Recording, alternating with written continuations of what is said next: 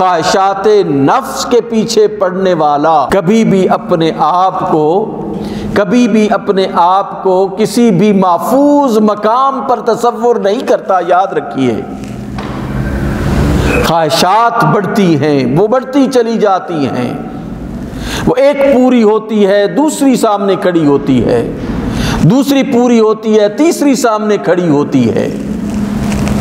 خواہشات لامحدود ہیں۔ اب ہم نے زندگی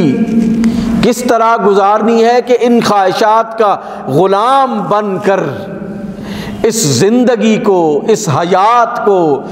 حیات کی جولان گاہ کو ہم نے کس طرح سمجھنا ہے کہ یہ سمندر ہے جس میں بڑی مچھلی چھوٹی مچھلیوں کو کھا رہی ہے، یا ہم نے بڑی مچھلی کا الگ حق متعین کرنا ہے اور چھوٹی مچھلی کا الگ حق متعین کرنا ہے۔ اگر آپ مالتھس کی طرف جائیں گے، کینز کی طرف جائیں گے، اور ان جو مفکرین اپنے آپ کو سمجھتے ہیں بے خدا مفکرین، ان کی طرف جب آپ جائیں گے تو وہ آپ کو یہی کہیں گے کہ یہ خواہشات لامحدود ہیں، اور اللہ نے یہ تمہیں جو ہے ایک کنزیومر کے طور پر، ایک صارف کے طور پر تمہیں بادشاہ بنایا ہے۔ کنزیومر از دا کنگ، کہ وہ بادشاہ ہے، اس کو کوئی ضرورت نہیں ہے، جس طرح بادشاہ کو کوئی ضرورت نہیں ہوتی کہ وہ حلال اور حرام کے تصور کے پیچھے جائے، جائز اور ناجائز کے تصور کے پیچھے جائے۔ وہ بڑی مچھلی ہے تو اس کا حق ہے کہ وہ چھوٹی مچھلی کو سمندر سے ختم کرنے کے لیے کھا جائے۔ نہیں، اللہ نے ہمیں جو تعلیمات دی ہیں، اللہ نے جو ہمیں حکم دیا ہے، وہ اپنے آپ کو کنٹرول کرنے کا حکم دیا ہے، ضبط نفس کا اللہ نے حکم دیا ہے،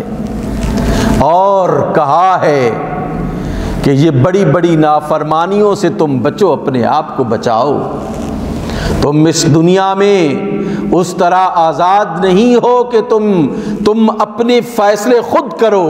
اللہ نے تمہیں فیصلے کرنے کا اس طرح حکم نہیں دیا کہ تم اس کی تعلیمات کو پس پشت ڈال کر اپنی مرضی اور خواہشات نفس کے مطابق فیصلے کرو۔ نہیں، اس نے تمہیں اپنے نظام کے تحت زندگی گزارنے کا حکم ارشاد فرمایا ہے۔ جب تم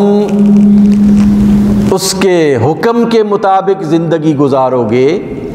تو پھر تم ظاہر ہے کہ اس دنیا میں انسان لغزشیں اور خطائیں جو ہے وہ کرتا ہے۔ یہ نہیں ہوتا کہ وہ خطائیں نہیں کرتا، وہ غلطیاں نہیں کرتا، وہ غلطیاں کرتا ہے، اور وہ جب غلطیاں کرتا ہے تو پھر اگر وہ اپنی خواہش کے مطابق زندگی گزار رہا ہے، اپنے آپ کو خدا سمجھ کر زندگی گزار رہا ہے، یا اپنے آپ کو ہی سب کچھ سمجھ کر زندگی گزار رہا ہے، تو پھر وہ اپنے تمام بڑے اور چھوٹے تمام اعمال کا ایک ایک کر کے اس نے جواب دینا ہے۔ لیکن اگر وہ اللہ کی رضا کے مطابق، اللہ نے جو بڑی خطائیں ہیں ان سے رکنے کا حکم ارشاد فرمایا اور وہ رک گیا، تو اللہ فرماتا ہے کہ یہ چھوٹی خطائیں پھر ہم درگزر کر دیں گے تمہاری۔ ان تجتنبوا کبائر ما تنہون عنہ نکفر عنکم سیئاتکم، اللہ فرماتا ہے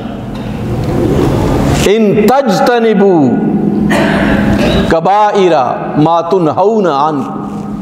کہ جن کبائر سے ہم نے تمہیں روکا ہے ان سے تم اجتناب کرتے ہو، پھر کیا ہوتا ہے جب تم اجتناب کرتے ہو؟ نکفر عنکم سیئاتکم، یہ تمہاری چھوٹی موٹی خطائیں ہم جو ہے وہ درگزر کر دیتے ہیں، معاف کر دیتے ہیں، مٹا دیتے ہیں ان کو۔ یہ چھوٹی موٹی خطائیں جن کو آپ صغائر کہتے ہیں نا، یہ پھر مٹ جاتے ہیں، یہ خطائیں پھر خطائیں نہیں رہتی، بلکہ اللہ سبحانہ وتعالی فرماتا ہے من عمل عملا صالحا فاولئک یبدل اللہ سیئاتہم حسنات، انعام دیتا ہے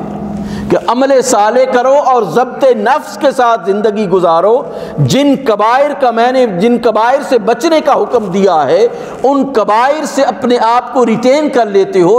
ان روک لیتے ہو. اللہ فرماتا ہے یہ چھوٹی خطاؤں کو ہم تمہاری نیکیوں میں تبدیل کر دیں گے.